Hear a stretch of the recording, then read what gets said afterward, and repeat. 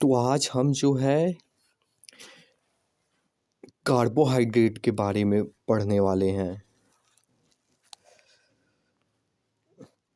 हाँ, तो कार्बोहाइड्रेट जो है को 3 ग्रुप में बाँटा जाता है। जैसे एक हाइड्रोलिसिस के बेसिस पर, एक टेस्ट एंड सॉल्युबिलिटी के बेसिस पर, एक रिड्यूसिंग नेचर के बेसिस पे। इसमें भी जो सबसे मेन होता है वो बस 3 तरह का होता है, मोनोसेकेराइड, ओलिगोसेकेराइड और ये शायद डाइसेकेराइड होता है शायद, और पॉलीसेकेराइड। बस ये 3 तरह के मेनली कार्बोहाइड्रेट होते हैं जिसे मेनली याद करना होता है। और ये सब जैसे टेस्ट एंड सॉल्युबिलिटी, शुगर और नॉन शुगर में, जैसे शुगर स्वीट होता है, टेस्ट में कॉमन सी बात है। नॉन शुगर स्वीट नहीं होता है, और स्वीट होता है क्योंकि जैसे चीनी सॉल्यूबल होता है वाटर में, इसलिए। और नॉन शुगर नहीं होगा सॉल्यूबल।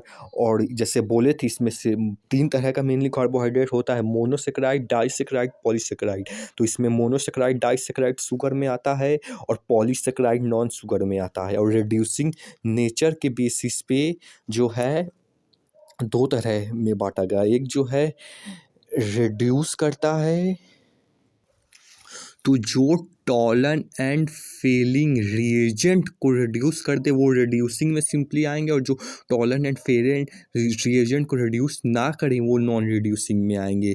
और इसमें केवल नॉन रिड्यूसिंग में एक ही आता है, सुक्रोज, और बाकी सब जो है रिड्यूसिंग एजेंट में आते हैं।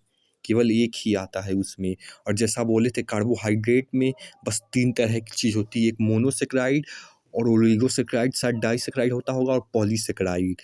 और जो मोनोसेकेराइड होता है वो हाइड्रोलाइज नहीं होता है, और ओलिगोसेकेराइड 2 से 10 यूनिट में हाइड्रोलाइज होता है। और पॉलीसेकेराइड क्योंकि पॉली है इसीलिए बहुत में हाइड्रोलाइज होता है, यहाँ होता ही नहीं है। और यहाँ डाई है तो मतलब 2 से 10 यानी थोड़ा कम में, और यहाँ पॉली है तो बहुत सारे में होता है।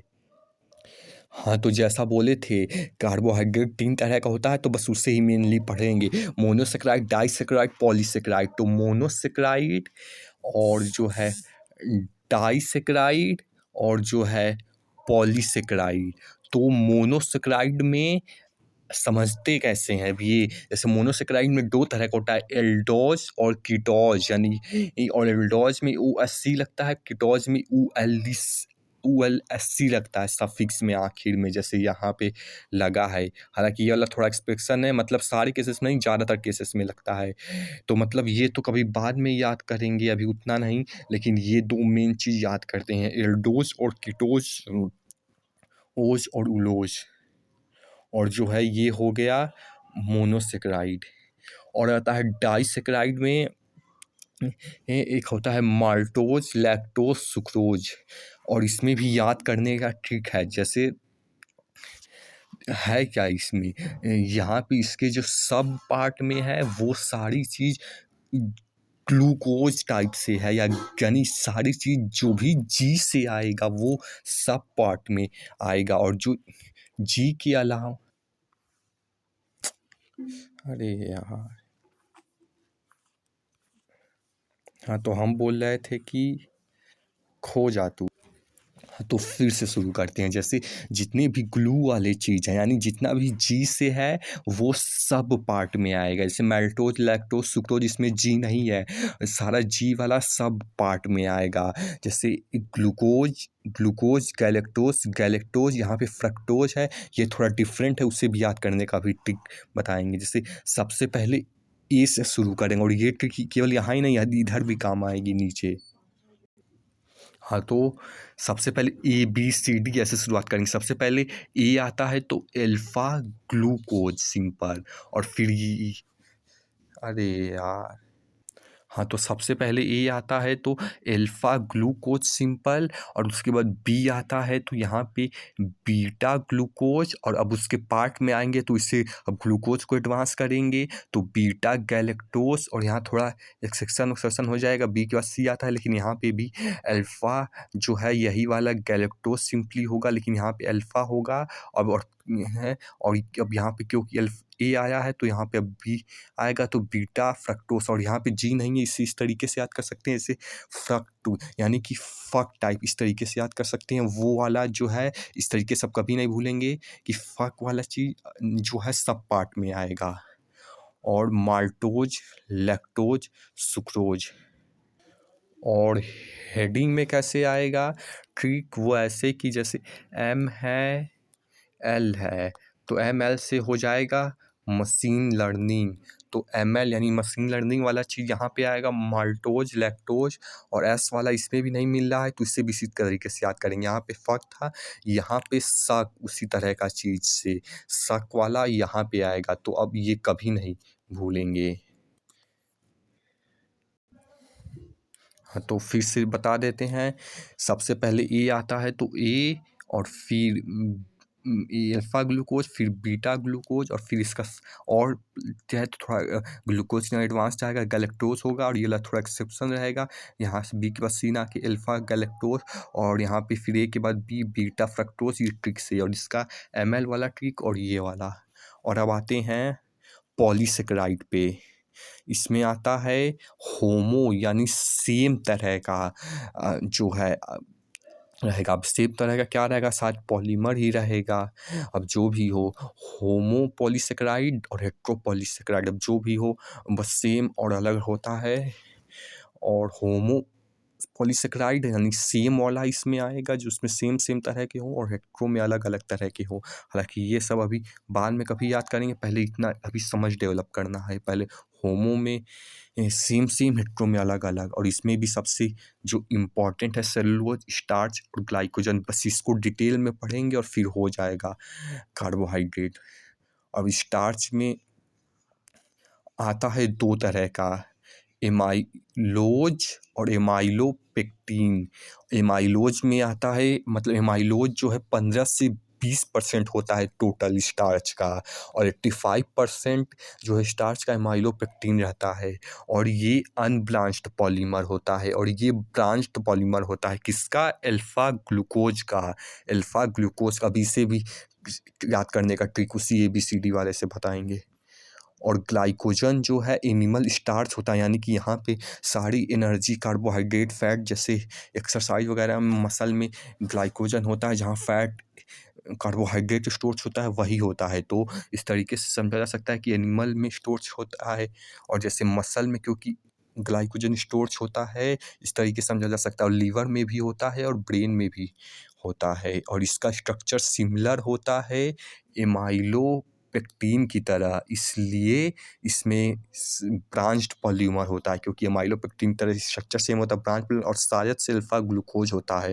हालांकि सही से नहीं समझ, यहाँ पे बीटा ग्लूकोज अभी बाद में बताएंगे।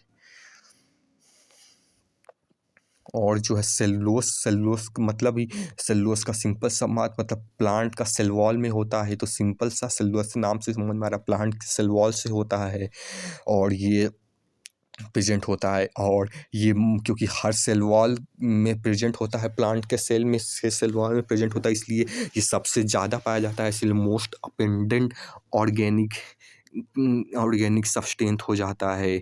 और इसमें जो है स्ट्रेट चैन होता है बीटा ग्लूकोज का। अभी कैसे याद करना है उसका ट्रिक अभी अभी हम बताएंगे। हाँ, तो हो ही गया। जैसे यहाँ पे, हाँ, तो जैसे स्टार्च में हमने पढ़ा दो चीज़, एक है एमाइलोज और एमाइलोपेक्टिन। और इसमें और एनिमल में जैसे मसल में मतलब कार्बोहाइड्रेट फैट स्टोर होता है, इसीलिए क्योंकि ग्लाइकोजन में स्टोर होता है इसीलिए लोग मोटे होते हैं। उस तरीके से एनिमल स्टार्च में होता है, ये इस तरीके से याद कर सकते हैं। लीवर और ब्रेन में तो होता है इसके, क्योंकि स्ट्रक्चर सिमिलर होता है, इसलिए ब्रांच पॉलीमर होगा इसके माइलोपेक्टिन की तरह। और इसमें क्योंकि सेलुलोज में क्योंकि प्लांट के सेल वॉल की तरह रिप्रेजेंट होता है, सिंपली नाम ही से पता चल रहा है, इसलिए वो हो जाएगा। और क्योंकि सेल वॉल पर ज़्यादा अबेंडेंट हो जाएगा और बीटा ग्लूकोज हो जाएगा। और जो है एक और चीज़ है कि आयोडीन के साथ जब स्टार्च मिलता है तो ब्लू कलर देता है, और आयोडीन के साथ जब सेलुलोज मिलता है तो कोई कलर नहीं देता। इसको इस तरीके से याद रखा जा सकता है, SB पे चल जा यार। मच्छर, SBI इस तरीके से याद किया जा सकता है। वो कलर वाला रहेगा और बाकी जो नहीं रहेगा वो नॉन कलर। हाँ, तो ये था। और यहीं पे लिखा है कि जो कन्फ्यूजिंग हो जाता है कि माल्टोज में अल्फा ग्लूकोज, लैक्टोज में beta plus beta glucose plus beta galactose, sucrose में alpha glucose plus beta fructose, cellulose में ओनली बीटा ग्लूकोज, ग्लाइकोजन में बीटा ग्लूकोज ओनली। हालांकि ग्लाइकोजन में क्योंकि यहाँ पे स्ट्रक्चर सेम होता है इसलिए अल्फा ग्लूकोज होना चाहिए। अब पता नहीं, डाउट है, अभी बाद में कभी क्लियर करेंगे। और स्टार्च में वही जो होगा, मतलब बस वही कन्फ्यूजन था इसलिए यहाँ पे फिर से लिखा गया है। अब ट्रिक बताते हैं। हाँ, तो सबसे पहले जैसे आप बोले थे ई आता है तो मतलब ई आता है तो सबसे पहले ये आता है तो मतलब सबसे पहले अल्फा ग्लूकोज और सबसे सिंपल वाला यूज़ करेंगे, ग्लूकोज गैलेक्टोज नहीं, सिंपल वाला से ये आता है तो अल्फा ग्लूकोज पहले होगा। तो यहाँ पे स्टार्च में से शुरू कर रहे हैं तो सबसे पहले अल्फा ग्लूकोज होगा और उसके बाद सेलुलोज में आएंगे तो ए के बाद बी आता है तो बीटा ग्लूकोज होगा। इस तरीके से याद करना है ABCD की तरह से। पहले स्टार्च में अल्फा ग्लूकोज और फिर बाद में उसके बाद सेलुलोज में आएगा तो बीटा ग्लूकोज। और ये वाला उतना इम्पोर्टेंट नहीं है लेकिन लिख दिए हैं तब भी कि sweetest sucrose, fructose, brain sucrose, galactose, blood sucrose, glucose, food sucrose, fructose और ये जो भी है सुक्रोज और टेबल सुक्रोज पता नहीं क्या लिखा है वो, मिल्क सुक्रोज, लैक्टोज, मतलब ये उतना इम्पोर्टेंट नहीं लेकिन लिख दिए हैं।